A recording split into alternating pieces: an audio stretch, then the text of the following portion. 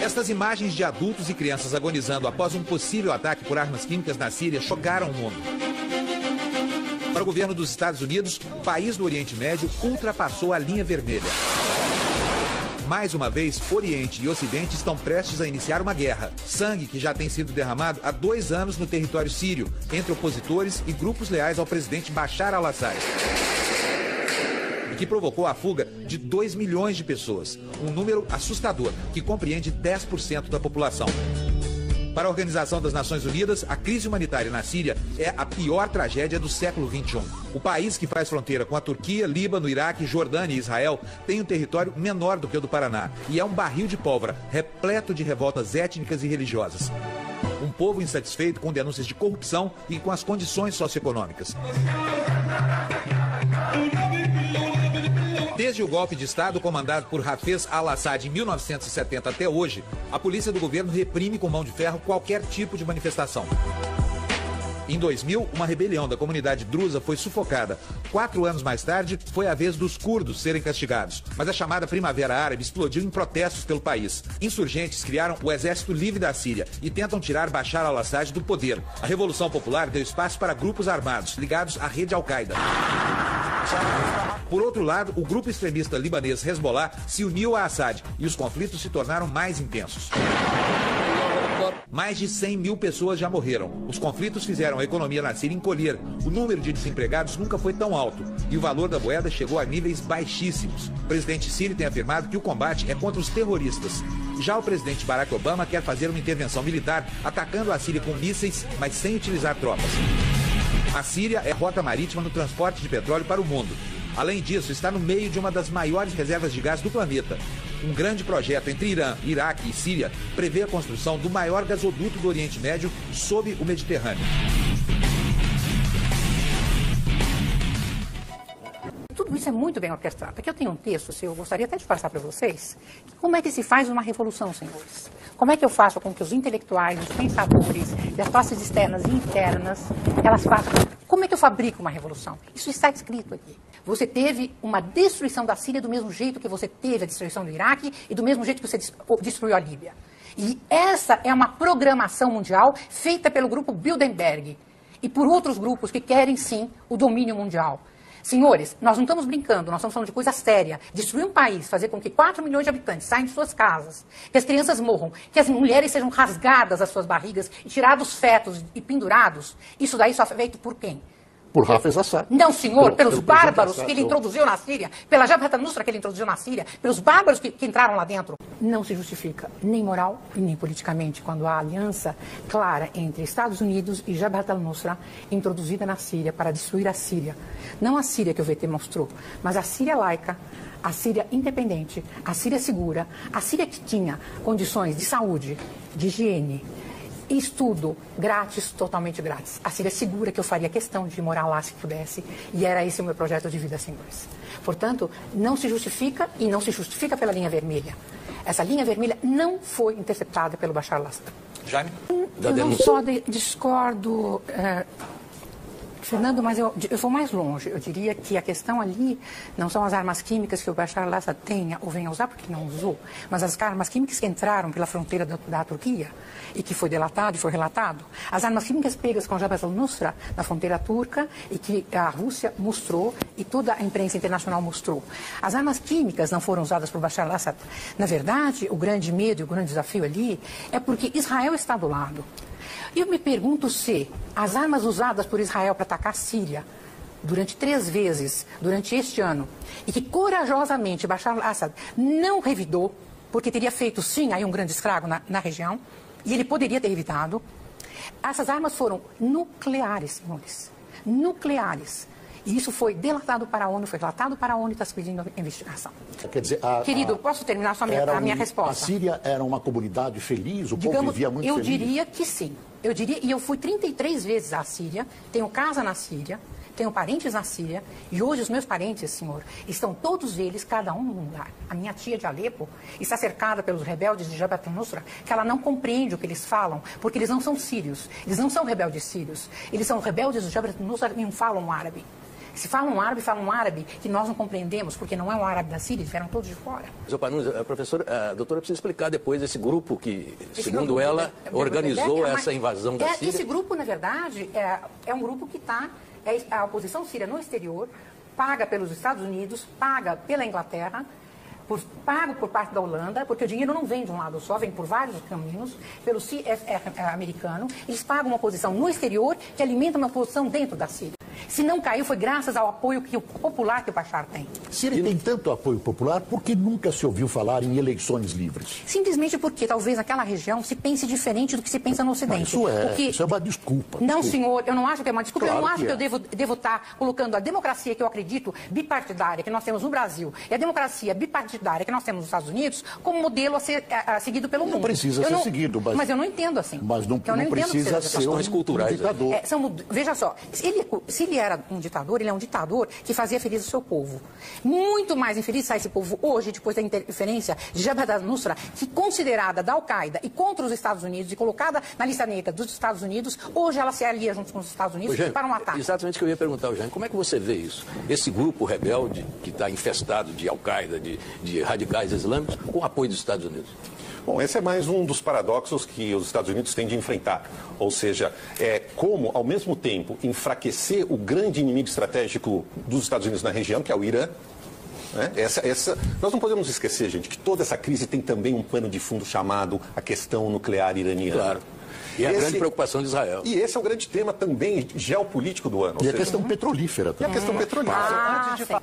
Doutora Couto, queria começar... Ele não tomaria jamais essa decisão neste alto escalão.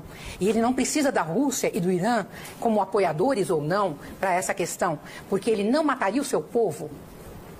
Vejam, senhores, nós estamos falando de armas químicas. Essas armas químicas foram, na minha opinião, se vocês querem saber, foram feitas por um terceiro elemento. Não foram os rebeldes sírios, não foram os sírios do governo, foi um terceiro elemento, que pode aí estar o Mossad, pode estar aí o Jabhat al-Nusra, pode estar aí o Pentágono americano, pode estar aí quem vocês quiserem. Um terceiro elemento e não um segundo elemento. Porque eu quero dizer o seguinte, nós temos uma grande desconfiança de mais de 300 crianças que estavam em Latakia, estão perdidas em Latakia, os pais perderam essas crianças e foram encontradas dentro de um refrigerador com gelo.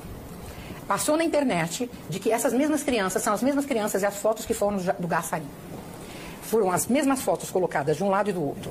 Você tem a manipulação da mídia feita pela Al Jazeera, pela Al Arabiya, por vários vídeos de TVs, que nós sabemos muito bem que passa pela internet. Eu me pergunto até por que eles fazem o que fazem. Aquele homem que pegou e abriu o peito do outro e comeu o coração dele, que todo mundo viu na internet, por que alguém faz um negócio desse? Faz porque eles cobram por cabeça, senhores. Essas pessoas são pagas, são mercenários, pagos para matar o povo sírio de uma forma atroz, para fazer com que a comunidade internacional interceda e venha e entre. Acontece que, por enquanto, o Bashar al-Assad está defendendo seu povo, professora, aliado com o Hezbollah. Aliado com a Hezbollah. Eu não digo que a Hezbollah não tenha entrado para dar aliança ao povo sírio. Por que não? Professora, não tem anjo nessa guerra. Não acho que haja anjo nessa guerra. Ninguém acha que tem anjo. Ninguém está defendendo. Eu acho que o que tem nessa guerra é muito gás. Obviamente tem sido extremamente... O que tem nessa guerra é muito gás e não é Mas isso não santifica. A impressão que dá é que a senhora quase considera o ditador Assad como um santo. Primeiro, para mim, ele não é ditador. Para você, é ditador. Ditador a imprensa internacional, eleito. Ela diabizou o Bashar al-Assad, não é de hoje. De 2003, quando ele não aceitou entrar na guerra contra o Iraque. Aqueles que duvidam desta denúncia, desse argumento dos Estados Unidos para atacarem a Síria, têm um bom precedente para alegar, né? Os Estados Unidos fizeram uma guerra no Iraque a partir de uma grande mentira. Como é que você avalia isso? Há uma diferença significativa entre os dois cenários. Presidente dos Estados Unidos. Naquele momento no Iraque era George W. Bush, política unilateral, belicista e um projeto de ampliação, essa era a agenda, da hegemonia norte-americana no Oriente Médio. Hoje, o presidente norte-americano, ele tem como prioridade terminar o seu mandato mantendo a economia em recuperação. Ele tem como prioridade justificar o prêmio Nobel da Paz que ele ganhou. Ele quer entrar para a história como o homem que terminou a guerra do Iraque, como o homem que terminou a guerra do Afeganistão. Eu tenho absoluta segurança que essa discussão sobre quem usou, quem foi o responsável, vai durar 1.358 anos. Porque, por mais que Israel estivesse mais ou menos confortável com o Bashar al-Assad no poder, o Irã ali do lado e o Hezbollah. Mas é muito estranha essa questão do Irã. Por que não é permitido ao Irã ter armas nucleares e é permitido a Israel ter armas nucleares. Portanto, a minha preocupação são muito mais as armas químicas, as armas nucleares israelenses, do que as supostas e possíveis fabricações de armas nucleares iranianas. Israel vive uma situação atípica e, portanto, procura se defender. A doutrina militar militar que ela não israelense... consegue conceber a ideia da construção de um Estado palestino do lado dela. É tão atípica que ela não tem fronteiras seguras e ela não tem na Constituição dela quais são os seus limites geográficos. Por quê? Porque ela não tem limites, é um país sem limites. Ele nunca aceitou nenhuma das condenações da ONU no Conselho de Segurança ou fora dele. Nós estamos ainda aguardando qualquer dia que Israel ainda aceite um Estado palestino, a volta dos refugiados, Jerusalém como capital da Palestina, entende? E a volta das fronteiras de 67. Por que Israel se considera um país acima da lei? Por que ele pode sim ter armas nucleares? Irã não pode. O problema na Síria não é um conflito humanitário feito pelo governo. O problema na Síria está em que a Síria está situada hoje sobre um depósito de gás que passa pelo litoral do norte da Síria, passa pelo Líbano, passa por Israel e Gaza, ele contorna o Egito e vai até a Líbia. Temos também a costa do Chipre e, se não me engano, existem também sinais de gás já na Grécia. Outra coisa, a bacia que tem entre o Kuwait, o Catar e o Irã. Esta bacia dividida pelos dois é que gerou o conflito.